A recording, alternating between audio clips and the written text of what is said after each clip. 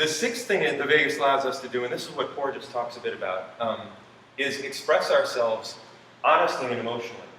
So, one branch of the vagus, the ventral vagus, also called the recurrent laryngeal branch, goes from the emotional brain down to the heart and up to the throat and face. So literally, to communicate emotionally, our thoughts or our feelings have to go down literally to our physical heart and then back up to our throat and face. You can't communicate with real emotional honesty without your heart physically being involved. So, great singers, great speakers, people that you really believe are hooked up in this way and are speaking from there. Right? It's possible to talk from your head and it comes out your mouth and it's a short distance, but nobody believes you, right? Right. So Pavarotti, all these guys, and certain singers really just do it, But it seems to me that there is a point to this, which is that your tribe's people can trust you, and you can trust them. There's an agreement that has to happen between what you see coming from somebody's face and what you feel coming from somebody's body, right? So you may know the feeling of hearing somebody say something and feeling their body and feeling a total disconnect, a total disagreement, right? You may get the best smile from somebody, but feel like worms and snakes in their belly, and you're like, that doesn't work, I don't know what's going on, but it's not true. So congruency between viscera and facial expression, facial musculature, even the slightest little movements, is critical to being able to bond with and trust each other. If you can imagine somebody from another tribe coming over and trying to deceive you in some way, your ability to feel what's really going on in their body, despite what you might be hearing in their words, could be a real selective advantage, right? So, I'm sure I have more to say about this, but I gotta move on. The last thing, okay, I know, it's so cute. Your vagus nerve is hooked up, and it's hooked up extensively to these vibrating organs that can feel all kinds of stuff, other people's viscera, planets, earthquakes, sounds, approaching predators, whatever. When your vagus nerve does not feel anything alarming going on, right, then you get the signal to relax. And it's critical that you be able to feel really powerfully everything that's going on all the time so that you can trust the relaxation, right? I mean, a cat, when it relaxes, it really goes totally limp, right? It just completely melts. But it wouldn't melt that completely unless it could still feel. In fact, when you relax, you feel more. Your organs are softer, right? But when you're resting, it's my opinion that nature wants us basically to be unstressed most of the time, resting or hanging out, playing with our tribespeople most of the time, because that's when all the really critical stuff happens in your body. That's when you heal. That's when your body rebuilds itself. That's where the cells rebuild. That's where the nervous system recalibrates. That's when you bond with your people, or your tribespeople, that's when your body digests. And we tend in this culture to think of digestion as sort of minor function, but actually it's quite an impressive feat, right? You're taking a berry or a twig or something and you're turning it somehow into something to rebuild yourself. That's a major undertaking. And so your body needs to be able to do this stuff a lot of the time, most of the time if possible. Being stressed, being agitated is not selectively advantageous. All the animals that are stressed out most of the time die really quickly, right? Birds and little bugs, they tend to die quick. But larger mammals relax as much as possible. Cats relax all the time. Very rarely are they tense up. But all the good stuff happens when we're resting. The point really is that if you're not hooked up to the vagus, you can't feel whether or not there's a real alert. So you may be in a sort of constant state of tension. And that's not how nature is meant to work. That's not how our vagus nerve is meant to work. It's supposed to be fully connected so we can feel whether or not there are any alarming vibrations happening. And when there aren't, then we have fun and relax. Okay? Now, when I look at other animal cultures, I see basically the same thing in other mammals. The same basic function for the young. Whales have pods they travel in, right? And wolves have packs, lions have prides. Basically, it's a bunch of grown-ups and kids and elders that all travel together. And in that context, the young have two things. that really help maintain visceral sensitivity. They have safety, because there's a bunch of adults around that are really strong, powerful, connected, hooked up adults. They feel protected. They can relax. They also have freedom.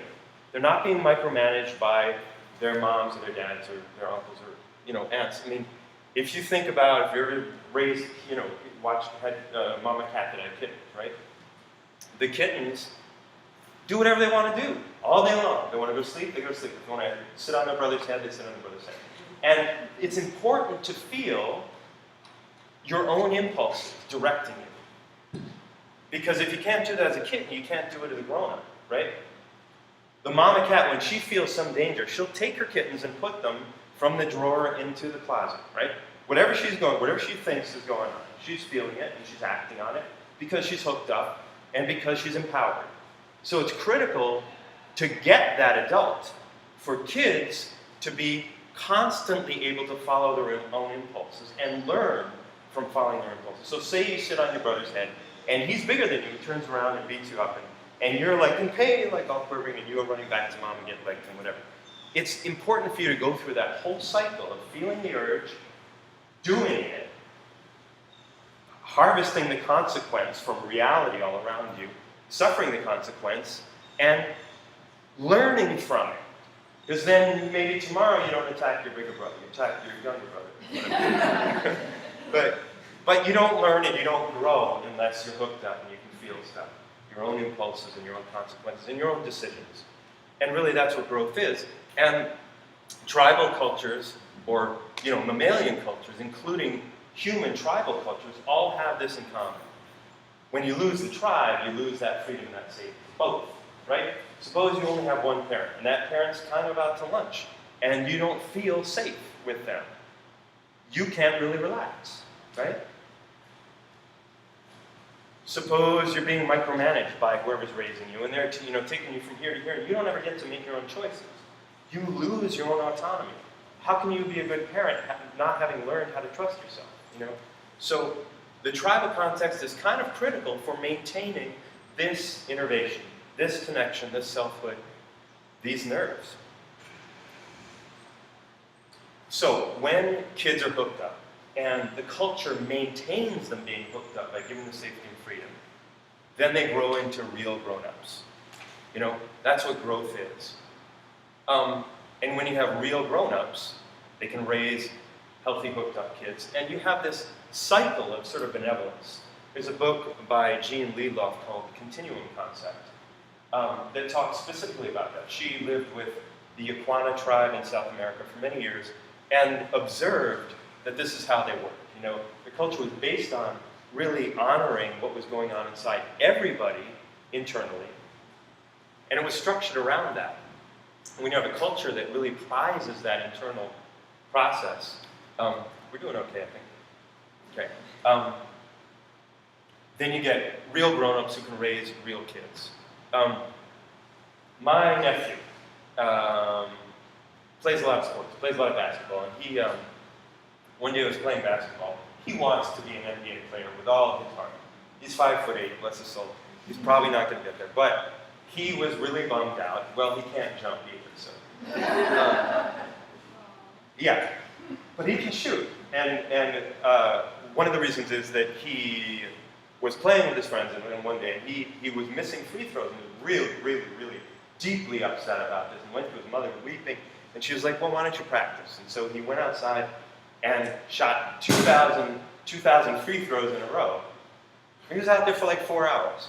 But the point is, he wouldn't have made that choice and done that growth if he didn't feel how unpleasant it made him feel viscerally to, be worse than his peers at it.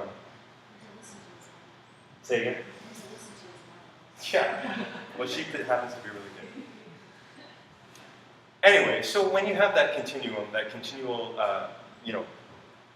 taking care of the vagus nerve, and when you have real adults who can raise connected children, when the entire thing is about preserving this, then you have thriving species. That's how we got to be kind of the dominant species on the planet, right? We really worked well.